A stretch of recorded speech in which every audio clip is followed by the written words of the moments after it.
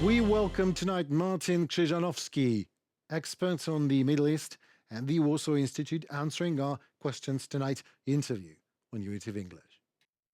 Hello. First, we must wait for the official confirmation. However, we are 90% sure that Yahya Sinwar was killed by Israeli forces today, maybe 1 or 2 hours ago. His death will not affect too much the whole operation in Gaza Strip and the policy of Hamas towards Israel. It's not the first time when a Hamas leader was killed. His predecessor was killed, and his predecessor of his predecessor also was killed. So we can say that being killed by Israelis is normal fate of Hamas leaders, and I'm sure very soon they will elect the new one. And we have to remember that the most part of the bigger part of it's the political wing of Hamas is located outside of the Gaza Strip, most probably in Qatar. So they are safe and they are able to continue their work against Israel. Their confrontation most probably will be limited to the Israel itself, Lebanon, and maybe the small part of Syria close to the Lebanese border, but not anymore. The final outcome of the current battle between Hezbollah and Israeli forces is unknown. Most probably, Israel will be able to destroy most of the military forces of Hezbollah, but will not be able to destroy the whole organization.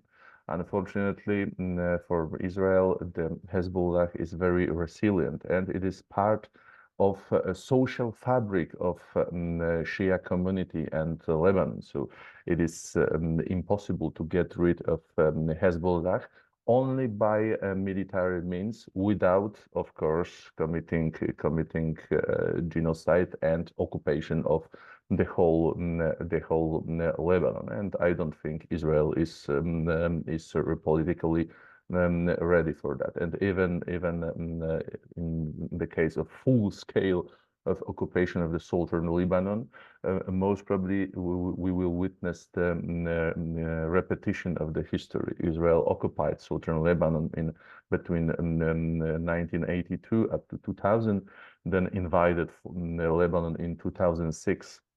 And each time it was unable to destroy Hamas. However, this time the war is a little bit different than before. The Israeli government is determined to destroy Hamas. However, as I said, it seems that destroying it only with military force it's rather impossible.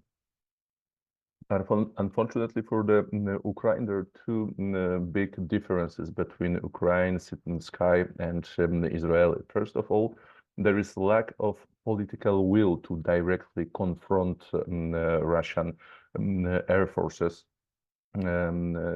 showed by the Western government.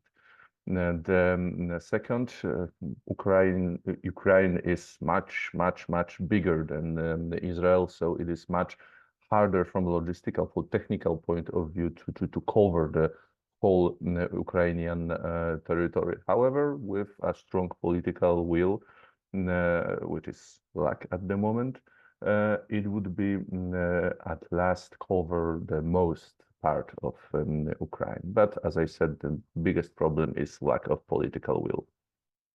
Unfortunately, at the moment, all options are on the table. However, the most probable scenario is status quo, current status quo. I mean, Iran most probably will not be dragged into direct war with Israel. However, will still be financing, supporting, aiding its proxies in the region, especially Hezbollah and and various Shia militias in Iraq and Syria, and of course Houthis and Hamas. However, there is a chance that if Israel decides to hit directly Iran, Iran will respond, and that will be the major escalation.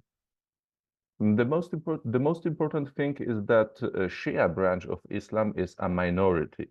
Around 15% of world's Muslim are Shias. That's one thing. Second thing, the main Shia country, Iran, became an enemy of the West after the winning of the